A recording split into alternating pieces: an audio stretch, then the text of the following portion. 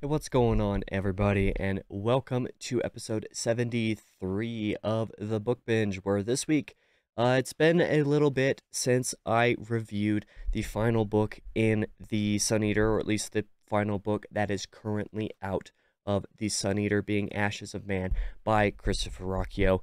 This week, we're going to be doing a little bit of a kind of recap of the series so far up to this point, and the reason that I wanted to do this was because I was initially planning to wait to do like a full series review and ranking and whatnot, like I did for Lord of the Rings, I did for The Dark Tower, I did a video for Percy Jackson and the Olympians and the King Chronicles by Rick Riordan as well in that sort of a format. I was looking to do one of those for this series as well, but I was thinking about waiting until the end of the series had actually released. So at the time that I was thinking about doing this, it was when we thought that the series would finish with book 6 and only be the 6 books. Now we know that it's going to be 7 books instead, and I decided that I didn't want to wait that long to do one of these, especially since after finishing Ashes of Man, I absolutely cannot bring myself to wait. I feel like I have to do this in some sense. So here's generally a spoiler-free review of the series, and to some extent a sort of reading order and explanation of some things as well. So, what are some things that I loved the most about Sun Eater? Back in my very first review of anything related to this series on Empire of Silence, the very first book in the series, I did discuss quite a bit of the universe building of the Sun Eater, particularly in how it is similar to and differentiates from what I felt like was the universe building of Dune, a book that Rockio has taken a lot of inspiration from, and that you can see several inspirations directly in Sun Eater itself. Sun Eater is definitely its own thing from Dune, but you can tell early on that a lot of the inspiration comes from that series. But I love the universe building, the world building essentially of the Sun Eater. It just feels so real and lived in and well designed and built, especially based on its setting being what, like 17,000 or more years in the future, at least in a prospective future of our timeline. The universe building of the series is fantastic and easily one of my favorite parts of the series. It makes the traveling back and forth between different areas and discoveries that occur in different places mean a lot more than they otherwise would. They feel important because of the way that Rockio has written this universe to feel lived in and very well built. Um, I also love the lore of this series as well. So essentially, like the history, a lot of the other stuff related to beliefs and legends of the series. So stuff that I can think of very specifically is reveals that happen in book 3, the second act of Demon in White. Some stuff that occurs in Kingdoms of Death, book 4.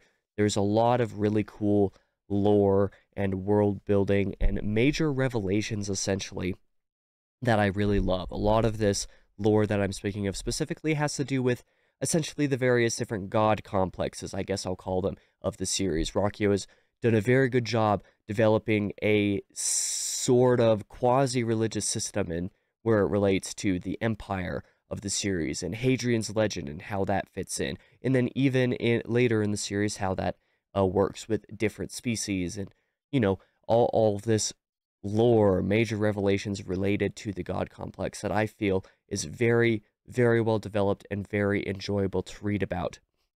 On a similar note, I also love the philosophy of the Sun Eater. The way that Hadrian waxes philosophical many times throughout the series, including pretty much every book has 1 or 2 chapters that's only like a page or two long, where all Hadrian does is be philosophical for a page or two in a more real world sense compared to his past self, because this book, or this series rather, is an account of Hadrian writing pretty much at the end of his life everything that happened to him up to that point. Essentially, like that's more or less the framing of the series.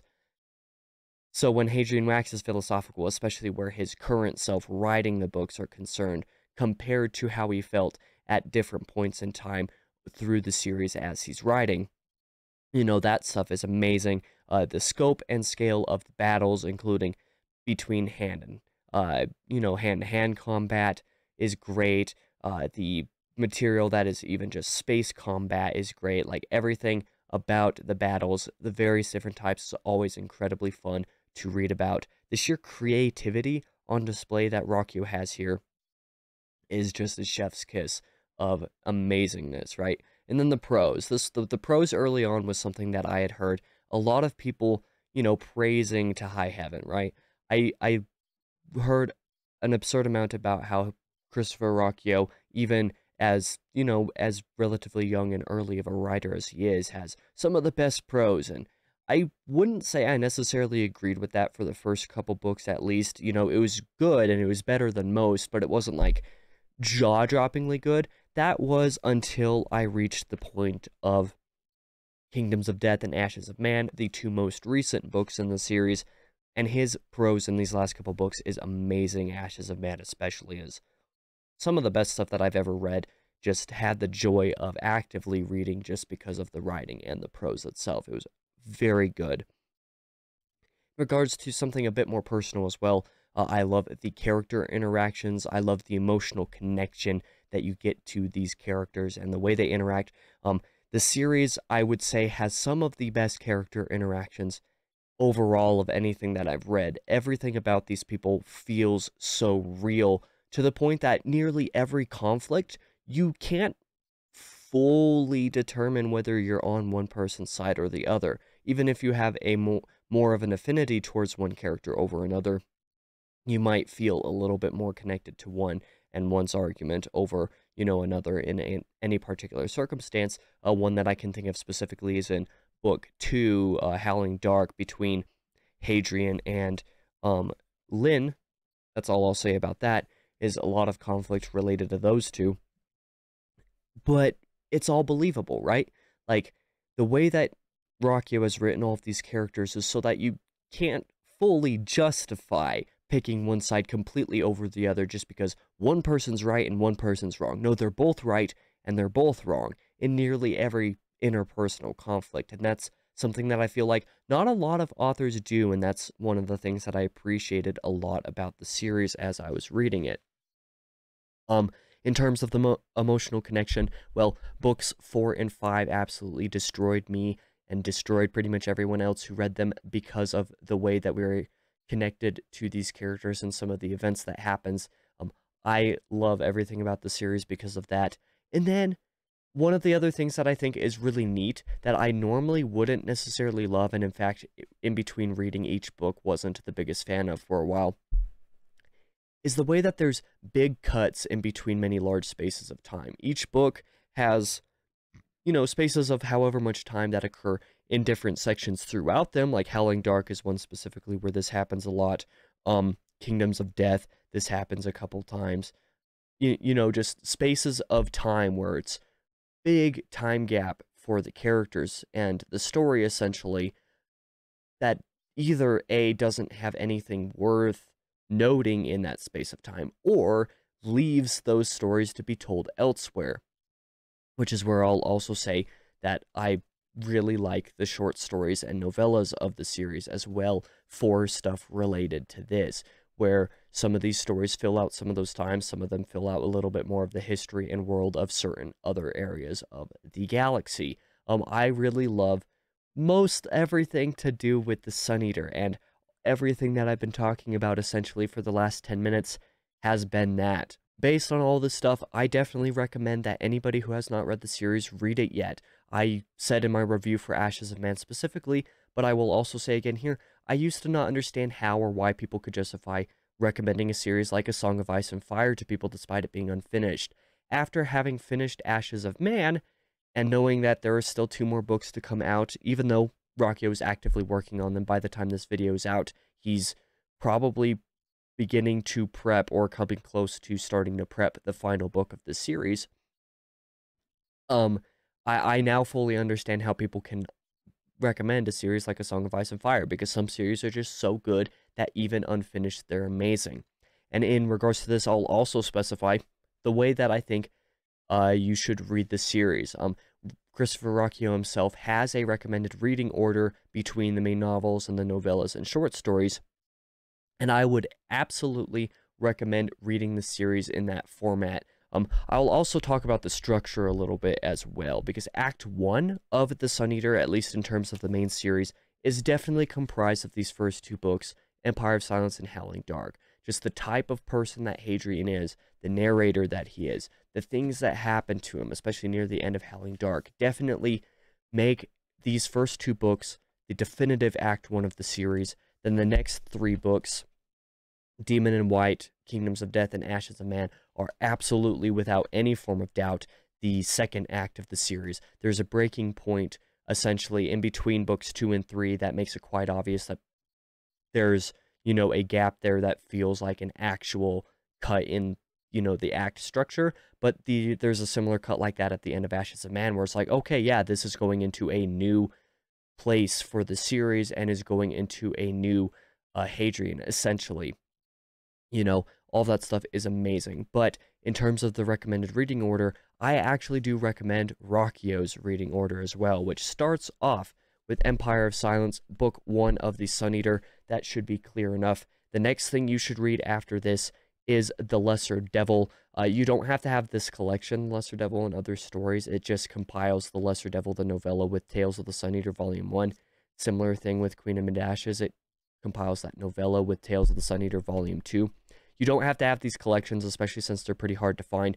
The Tales of the Sun Eater volumes are all available on ebook. I suppose I'll just note that.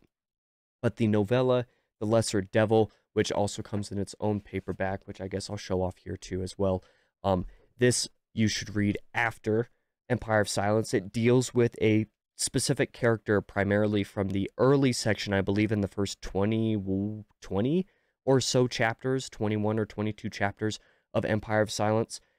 Lesser Devil follows immediately in that space, like in between chapters 22 and 23, I want to say. I might be wrong in that, but it's somewhere in that time period the Lesser Devil takes place. I absolutely recommend reading it there because you'll get a lot more context and a lot more appreciation for one of the characters in early of Empire of Silence that I think was amazing. And I just think that the Lesser Devil is really good on its own, as well as a really good and self-contained story that is also a bit shorter, right?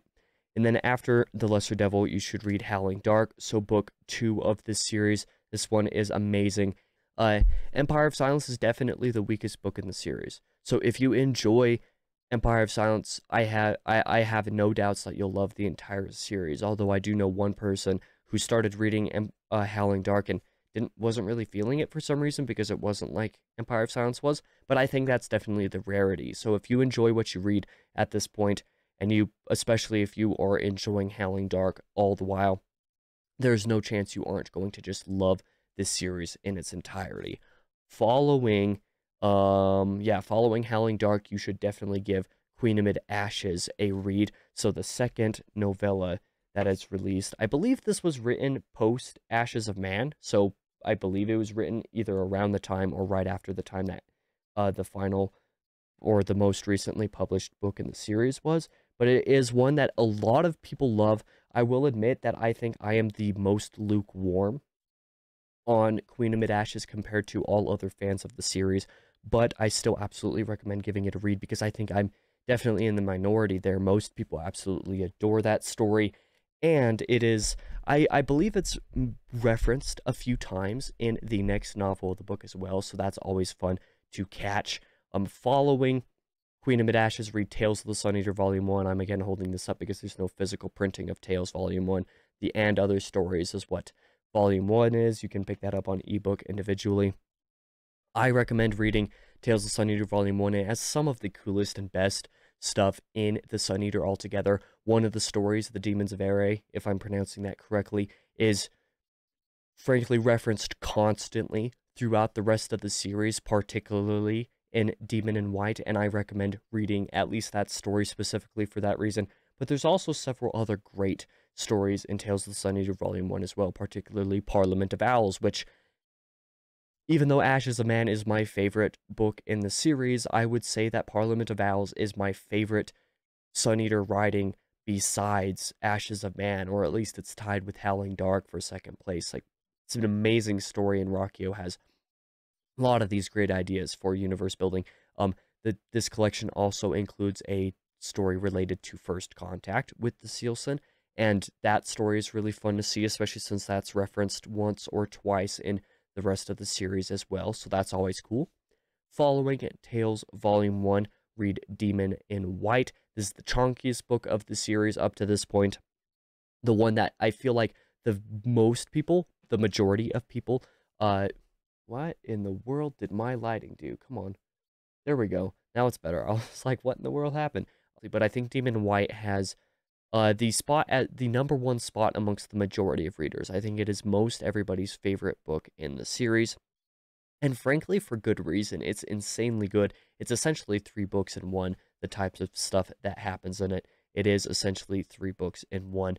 And it's amazing for that. Following Demon in White, read Tales of the Sun Eater Volume 2.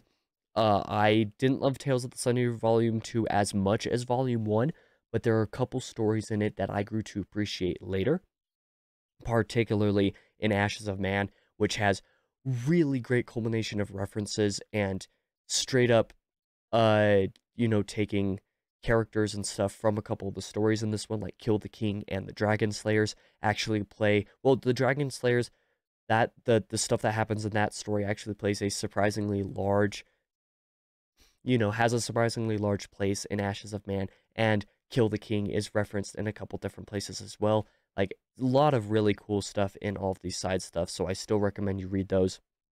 And then, of course, read Kingdoms of Death, Book 4, and then Ashes of Man, Book 5, and then these 2 books are actually unique in the sense that they are the only 2 books in the series up to this point that don't have a major time gap in between them. There's a pretty sizable time gap in between Empire of Silence and Howling Dark, between Howling Dark and Demon in White, and then between Demon in White and Kingdoms of Death. But there's a matter of only a few hours or so between these 2 books, and it actually makes them a lot easier to read back to back for me, and they are amazing as well. But the other purpose of this video wasn't just to recommend everybody read The Sun Eater because I love it.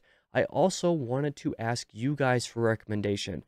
I loved The Sun Eater. Based off of all of the stuff that I listed earlier of things that I love about the series, what other sci-fi series, space opera, mostly space opera, I would assume, but what other sci-fi do you think I would like? Do you think I should try? I would love to read other sci-fi series, especially if they have somewhat similar stuff to love about them as I love about Sun Eater.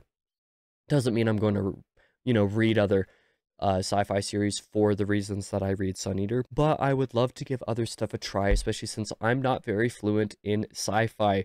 All things considered, I don't have much experience beyond Sun Eater, essentially. So I'm so glad that I read these books. I hope you read them, and I hope that I'm able to give a shot to some of your other favorite sci-fi series if you have recommendations. So if you do, leave those down in the comments below. Otherwise, thank you guys for watching this video. I'll be back again whenever I'll be back with whatever video I'll have next. I believe this Thursday I'll have a video called How Do I Determine My TBR coming out. So this is one that I don't think I've had much questions for, but I figured it'd be an interesting topic to discuss how I personally determine my TBR, since I feel like there's a lot of different ways that people do this. But yeah, that should be my next video that comes out. But thank you guys for watching this one. I'll be back again in the next video.